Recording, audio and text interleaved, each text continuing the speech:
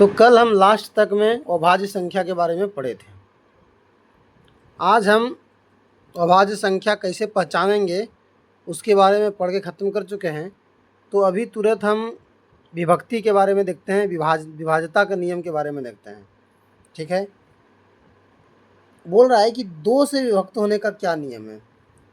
किसी भी संख्या को दो से विभक्त होने का जो नियम है, दी गई संख्या दो से विभक्त तभी होगी जब इसका इकाई अंक 0, 2, 4, 6, 8 में से कोई हो।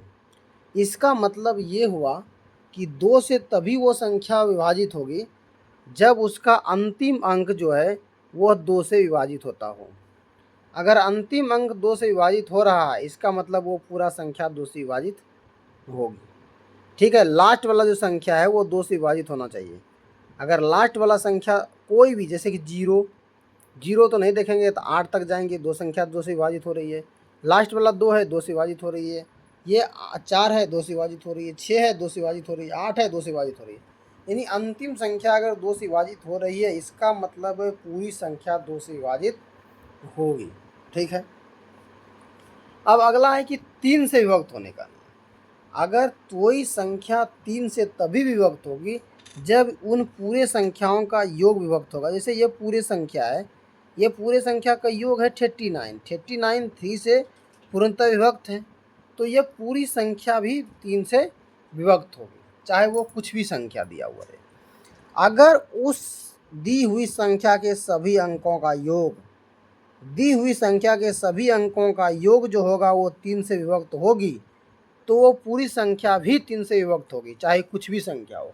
अगर ये पूरी संख्या का योग है 40 और ये 3 से विभक्त नहीं हो रही, इसका मतलब ये पूरी संख्या कभी भी 3 से विभक्त नहीं होगी, चाहे किसी भी हालात में या कुछ भी हो। उसी तरह 9 से विभक्त का नियम है। 9 से विभक्त का नियम ये है कि जब कोई भी संख्या का योग 9 से विभक्त होगी, वही बात है, ये जितने भी अंक संख्या जो संख्या में जितने अंक दिए हैं, ये सभी अंकों का योग अगर 9 से विभाजित होगी, ये पूरी संख्या भी 9 से विभाजित होगी। ये जितने भी दिए हुए संख्याएं हैं, ये संख्याएं में से जितने अंक हैं, सभी के अंकों का योग 43 है। 43 से अगर 9 से विभाजित है तो ये पूरी संख्या विभाजित होगी, नहीं तो नहीं होगी। ठीक, अब 5 से विभक्त होने का नियम क्या है। 5 से विभक्त होने का नियम है कि अगर लास्ट वाला संख्या 0 हो, मतलब अंक जो है, जो संख्या दिया हुआ रहेगा उसका अंक, लास्ट वाला जो अंक होगा, सिर्फ लास्ट वाला अंक, अगर वो 0 और 5 है, अगर वो 0 और 5 है, तो 0 और 5 रहेगा, तो इसका मतलब है वो पूरी संख्या जो है, पूरी संख्या 5 से विभक्त हो जाएगी। ठीक, उसके बाद तो 5 के ये नियम है कि 0 और 5 लास्ट में रहेगा तो पूरी संख्या जो है 5 से विभक्त हो जाएगी। अब 4 से विभक्त होने का नियम क्या है। 4 से विभक्त होने का नियम है कि लास्ट वाला दो संख्या जो है, जैसे 2 से था कि लास्ट में एक अंक विभक्त होगा तो वो 2 से विभक्त होगी। 4 से तभी विभक्त होगा जबकि लास्ट में 2 अंक जो है वो 4 से विभक्त होने चाहिए, दाही तथा इकाई। ठीक है, 2 अंक विभक्त होना चाहिए लास्ट वाला। अब 8 के नियम अगर आप पढ़ेंगे तो 8 के नियम में है कि 3 अंक विभाजित होना चाहिए। लास्ट वाले 3 अंक जो है वो अगर विभाजित हो रहे हैं तो वो पूरी संख्या कितनी भी बड़ी हो, वो 8 से विभाजित होगी। अब 11 की विभाज्यता का नियम है। यदि कोई भी दी गई संख्या, जो भी संख्या दिया हुआ है, उसका पहला एक अंक छोड़कर एक अंक, यानी कि सम स्थान और विषम स्थान, जैसे कि पहले हम विषम स्थान देखते हैं, 1, 2 छोड़ के तीसरा, चौथा छोड़ के पाँचवा, छठा छोड़ के सातवां। इस तरह से अगर एक के बाद तुम्हारा 6 और 6 के बाद 0 और 0 के बाद 2, ये सबको जोड़ लीजिए, 1, 6, 0, 2, ये जोड़ करके देख लेते हैं कितना होता है। उसके बाद 3, 1 और 5, 3, 1 और 5 जोड़ा हुआ है, उसमें 2, 0, 6 और 1 जोड़ दिए। अगर 2 जोड़ने के बाद 5, 1, 6, 3, 9 हो गया और 6, 1, 7, 2, 9 हो गया। मतलब कि विषम स्थान के अंकों का योग और सम स्थान के अंकों का योग, दोनों मिला करके, अगर दोनों मिला करके हमारा 0 हो जा रहा है घटाने के बाद, अगर इसका भी 5 1 6 3 9 आया और इसका भी 9 आया, दोनों घटा करके 0 आ जा रहा है, तो ये पूरी संख्या जो है 11 से विभक्त होगी। अब जैसे कि इसमें सम स्थानों के योग और विषम स्थानों के अंकों का योग 10 आ रहा है, यानी कि 0 भी नहीं आया, ना ही 11 आया, ना ही 11 के कोई गुणज आए। या तो दोनों सम स्थान और विषम स्थान के अंकों को जोड़ के घटाने पर 0 आ जाना चाहिए, या नहीं तो 11 आ जाना चाहिए, या अगर 11 नहीं आएंगे तो 11 का कोई गुणज होना चाहिए। 11 11 दूनी 22 33 44 कुछ ना कुछ होना चाहिए, यानी 11 से कटने वाला होना चाहिए, या नहीं तो 0 आना चाहिए, तो वो संख्या पूरा क्या होगी, 11 से विभक्त होगी। ये बात हो गई। अब यहाँ आगे दिया हुआ है कि यदि कोई संख्या 4 तथा 6 दोनों में से प्रत्येक से विभक्त हो तो क्या वह 24 से अवश्य विभक्त होगी? विवेचना कीजिए। तो हल है कि नहीं। उदाहरण हेतु 36 लीजिए।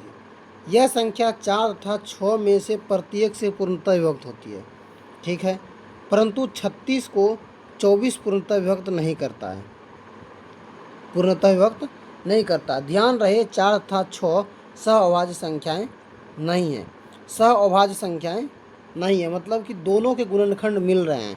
इसमें भी 2 दूनी 4 है, इसमें भी 3 दूनी 6 है, इसमें भी 2 है, इसमें भी 2 है, यानी कि सहअभाज्य ये संख्या सहअभाज्य संख्याएं नहीं है। अगर सहअभाज्य संख्याएं रहेंगे तो फिर क्या होगा, जैसे कि मान लिया कि 5 लेते हैं और 2 लेते हैं, 5 दूनी 10 होगा, तो दोनों में से दोनों के गुणनखंड दोनों के गुणज से भी विभक्त होंगे, और क्योंकि उसका गुणज वही आएगा, जो संख्या गुना करेंगे सेम वही चीज़ आएगा।